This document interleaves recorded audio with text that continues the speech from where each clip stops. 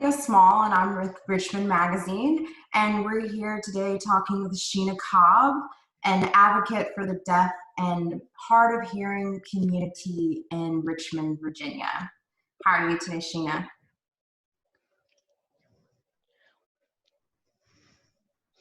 I'm doing good, pretty good. Fantastic. Today, I'll be talking to Sheena about difficulties for the deaf and hard of hearing community accessing the information during the COVID-19 pandemic. Sheena, as an advocate, how do you work to, just introducing yourself, how do you work to improve quality of life for your community? And how has that work changed since the pandemic began?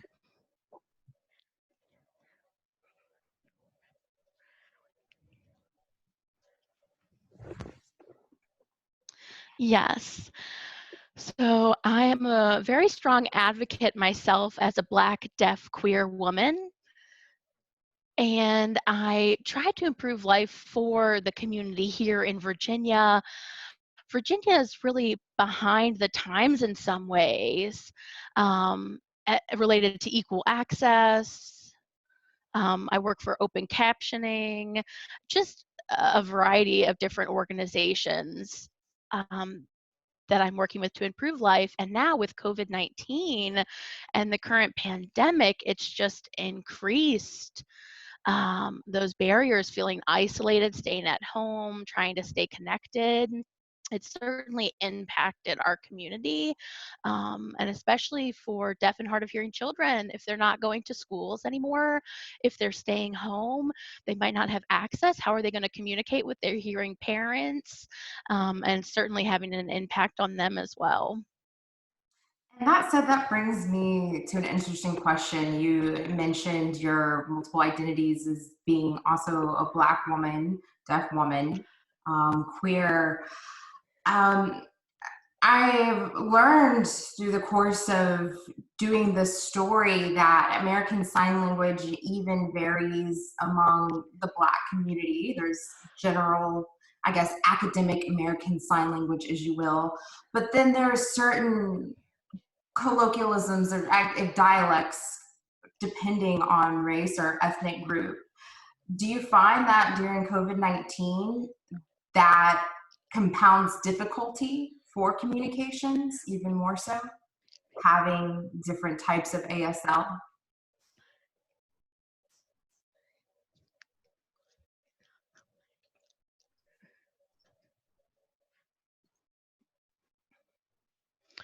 For me, I feel a lot of that as kind of that oppression as a Black woman, and for white members of the community, they have more privilege, which is something that I don't have. I don't benefit from those same privileges. Sorry, could you repeat the question again? What specifically you were asking? Just sort of, I have learned through the course of doing this news story that I'm working on that with American Sign Language, there can be certain dialect differences between Black users of American Sign Language and white users of American Sign Language, and even people of different ethnicities. Do you find that that's sometimes a barrier to communications, especially during the pandemic?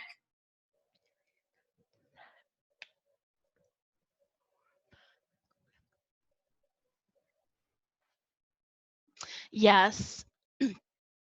For myself, if I am interacting with the white deaf community, I feel like I have to code switch kind of, as opposed to if I'm with the Black community, I feel more at ease.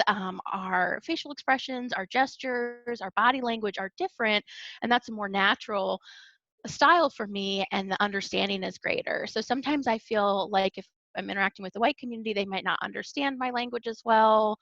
There can be more of a barrier for us to understand each other. Whereas, so I feel like I'm switching kind of between the two communities that I might be interacting with. And that's the reason why that can create barriers to that communication access. Got it. Definitely understand that. Um, and speaking of barriers to access to communications, earlier I spoke to Eric Raff, as you probably know, is the head of the Virginia Department for the Deaf and Hard of Hearing.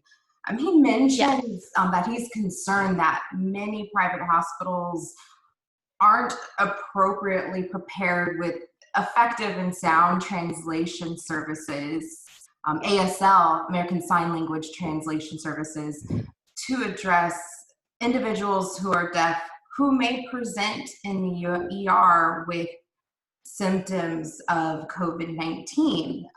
He also says that providing effective translation services, especially from a live translator, are an issue even beyond and before this pandemic.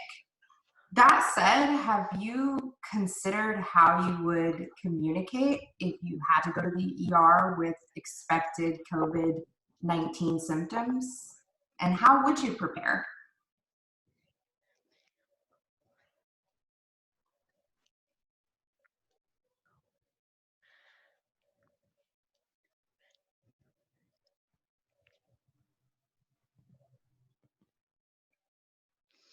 That is a good question. Um, so I have seen some deaf individuals vlogging on Facebook, some deaf individuals who have contracted the coronavirus and what their experiences are, and it's certainly scary. It can be overwhelming. I'm happy to see those that have recovered.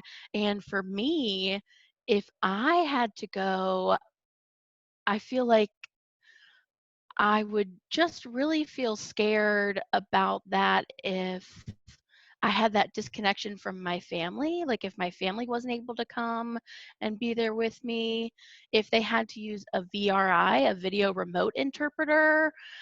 Oh, that is not my preferred mode of communication. I've had bad experiences using that VRI. Sometimes the video quality is not good. I can't see the interpreter clearly. And now with the COVID pandemic, if I had to go to the ER and use that VRI technology, I certainly have concerns about that, if it would be effective.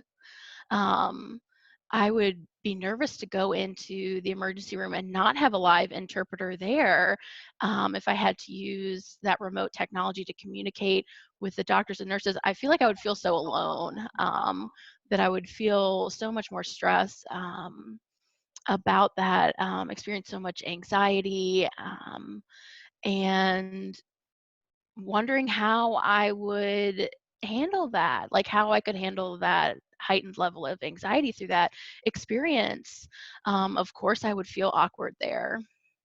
Understood. And can you tell me about a time where you've been faced with a similar experience, whether it's been in a hospital or in a healthcare setting or just in a setting that made you feel uncomfortable and frightened?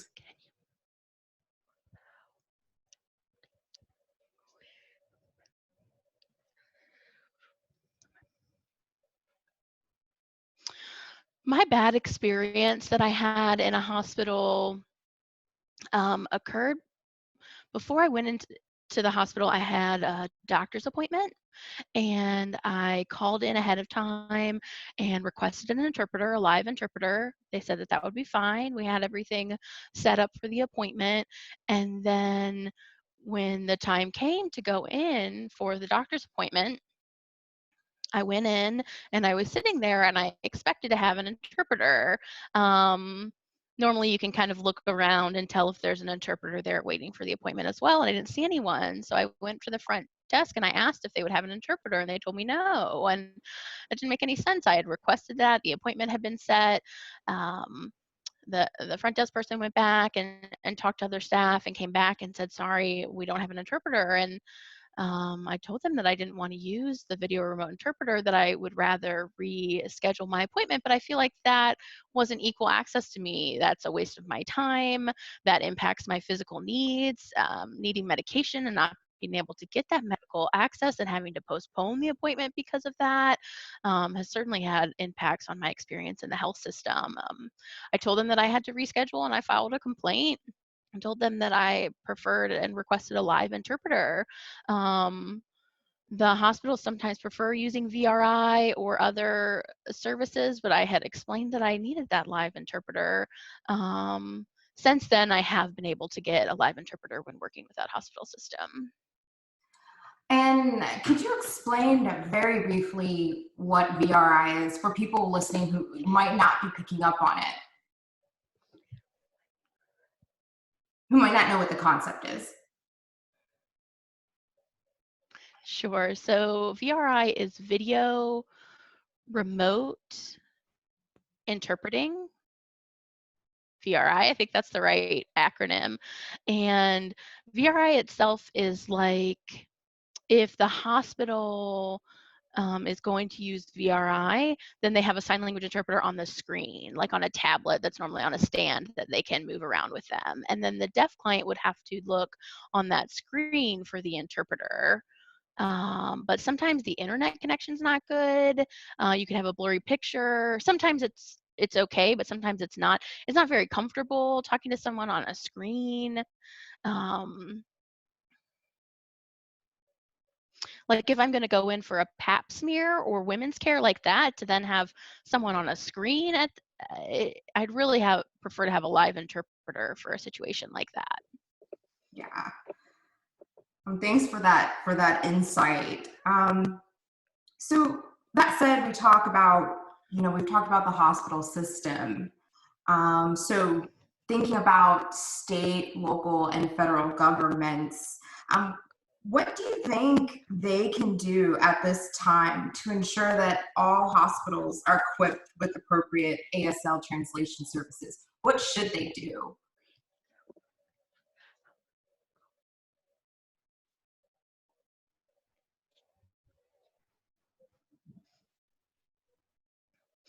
That could really be a long list of responses, but I think like first of all, the White House should be providing sign language interpreters with the announcements that they're already doing with the press briefings. And then the government should also have interpreters for their press conferences, but they should be certified deaf interpreters. That's really something that the deaf community has been hoping for. They had a deaf interpreter for a press conference, but then that stopped a couple of weeks ago. And then the mayor did have an interpreter just recently, but before that hadn't been provided an interpreter for those briefings. And really the importance there is wanting to have a certified deaf interpreter there to provide access for the community. Some community members aren't able to understand a hearing interpreter that maybe doesn't have that native ability to express the language with facial expressions and body language and just those complex topics that are being discussed right now in those briefings. The hearing interpreter, that's just my opinion of a preference for a certified deaf interpreter in these times. Yes, and I remember in your advocacy work, you have spoken to that on social media, and I just want to quickly clarify what for people who will be watching this, how teams of certified deaf interpreters and hearing interpreters work. And correct me if I am wrong. That means a hearing interpreter off camera translating spoken English to an on camera certified deaf interpreter who then signs for a deaf audience.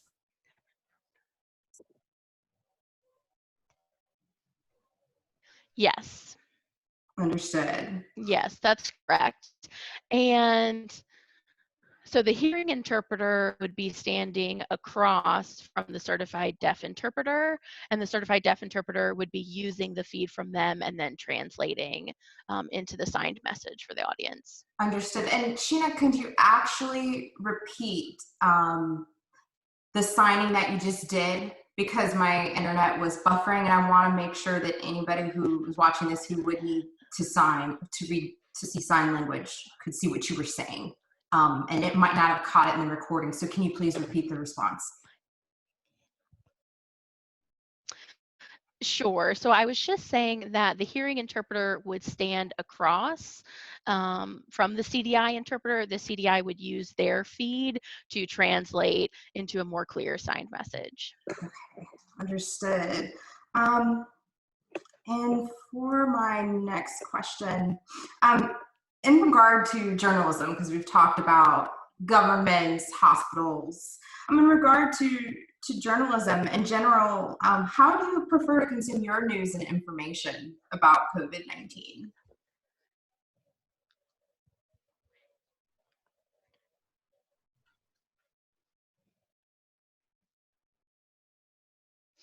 So I have been watching on social media, and that's really a great way to watch the interpreters that are there at the press briefings. And just recently, I saw um, they had an interpreter there next to the government official, and it was even on a video.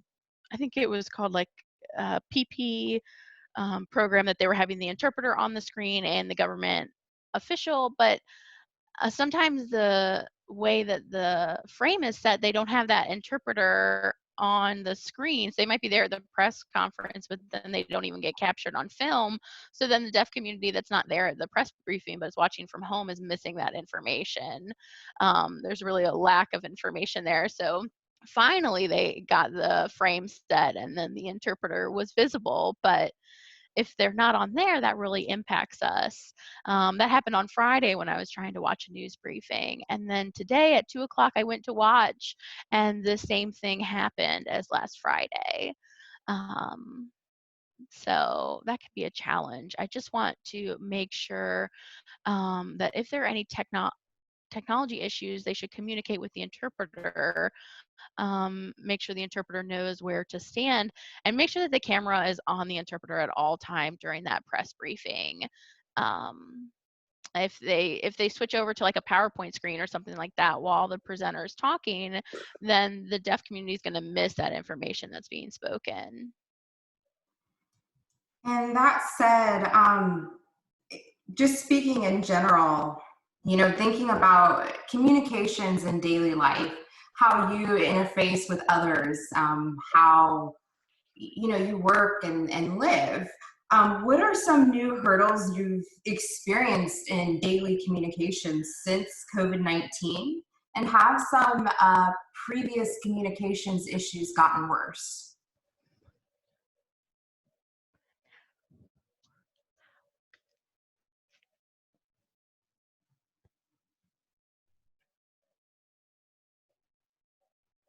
So I feel like right now with COVID-19 and the pandemic, I haven't been working. I haven't been able to work with my clients.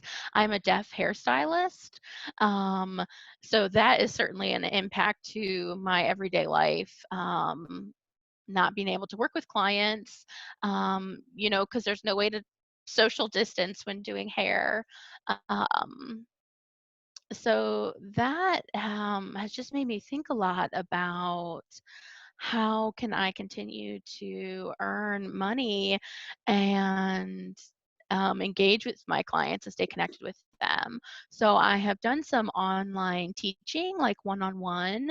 That's really the only way that I have been able to do anything during this quarantine, having to stay home. So that has certainly been an impact and has hurt me some. And then when I want to do something in my studio, um, I just have a lack of creativity kind of when I'm trying to think about what I should be doing through all of these times and trying to plan for what's ahead of us. That's certainly had an impact, especially as a deaf person. And that's just something that I need to improve, um, kind of be creative in my approach, maybe virtual. Um, Connections. This is my first time needing to do stuff like that. I'm used to being able to interact with people in person. Um, so that's certainly something that I have to think a lot about because that's been a hurt that's come with all of this. Yeah, a lot of adaptations, definitely. And I guess lastly, a more hopefully more optimistic question.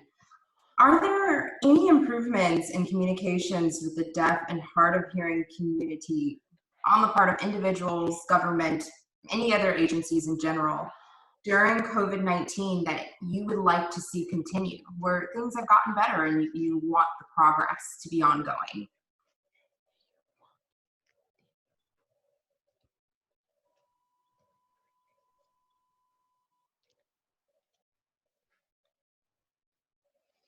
Sorry, could you say that question again? Yes. Are there any improvements in communications with the deaf and hard of hearing community on the part of individuals, governments, or any other agencies during COVID-19 that you would like to see continue? Things that are being done better now that would be a good thing, a good practice to continue after the epidemic.